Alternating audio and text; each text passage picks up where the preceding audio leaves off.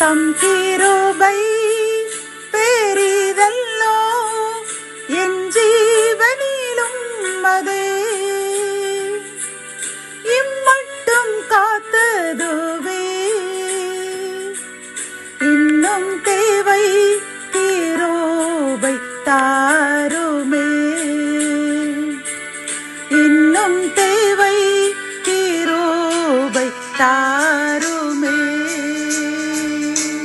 கர்த்தரும் இரட்சகருமாகிய இயேசு கிறிஸ்துவின் ஈடு இணையற்ற நாமத்தில் சேனைகளின் கர்த்தர் ஊழியத்தின் மூலம் 20/3/2025 இந்த நாள் உங்களுக்கும் உங்கள் சந்ததிகளுக்கும் சமாதானத்தின் நாளாக அமையப் போகிறது என்று மனதார வாழ்த்துகின்றேன்.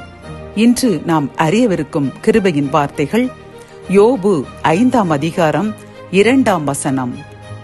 கோபம் நிர்முடனை கொல்லும், பொறாமை புத்தி இல்லாதவனை அதம் பண்ணும். கத்தோலிக்க வேதாகமம் இவ்வாறு கூறுகின்றது, உண்மையில் அறிவிலியைத்தான் எரிச்சல் கொல்லும், பேதையைத்தான் பொறாமை சாகடிக்கும் என்கின்றது.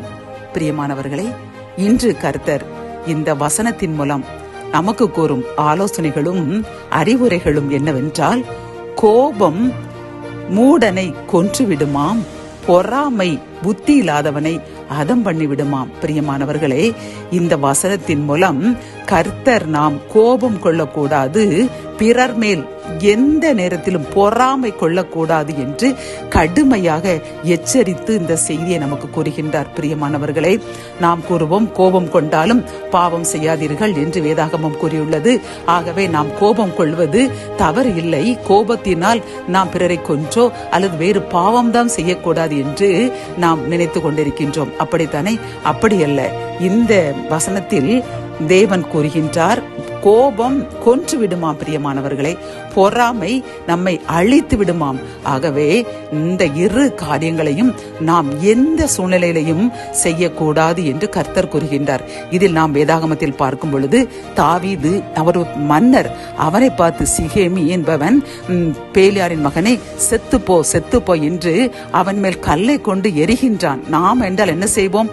அவனை கொன்று விடுங்கள் என்று கூறுவோம், அல்லது கோபத்தில் அவனை ஏசுவோம், ஏதாவது வார்த்தையை கூறி அவனை நாம் கடிந்து கொள்வோம். ஆனால் தாவீது என்ன கூறினார் பார்த்தீர்களா? நீ ஏன் அந்த போர் சேவகர்கள் அந்த பேலியாரின் மகனை கொன்று விடுவோம், எப்படி அவர் மன்னனை எதிர்த்து பேசலாம் என்று கூறும் பொழுது தாவீது கூறினார், நீங்கள் ஏன் கோபப்படுகிறீர்கள்? தாவீதை இப்படி கூறு என்று கர்த்தர் அனுமதித்து தான் இந்த சிகேமி என்னை அவமதிக்கின்றான்.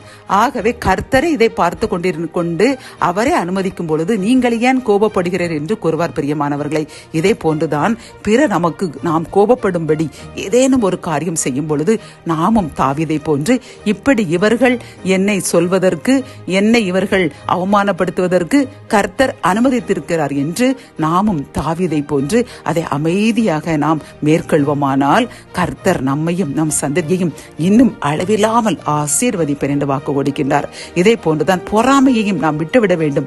ஏன் பொறாமைப்பட வேண்டும்? ஒவ்வொருவரை ஆசீர்வதிப்பது கர்த்தருடைய பிரியம், அவருடைய சித்தம், அவருடைய கிருபை. ஆகவே ஒருவர் நன்றாக அவர் துன்பாக்கமாக இருக்கலாம், அவர்கள் செயல்கள் எல்லாம் பிறரை வேதனைப்படுத்துவதாக இருக்கலாம், ஆனால் அவர்கள் செழித்து வாழும் பொழுது நாம் பொறாமைப்படத்தான் செய்வோம். ஆனால் அப்படி பொறாமைப்படக்கூடாது. துன்மார்க்கனை கர்த்தர் வளர விட்டிருக்கின்றார், அவன் ஆசீர்வாதமாக இருக்கட்டும். கர்த்தருக்கும் அவனுக்கும் உள்ள ஒரு பொருத்தனை அது.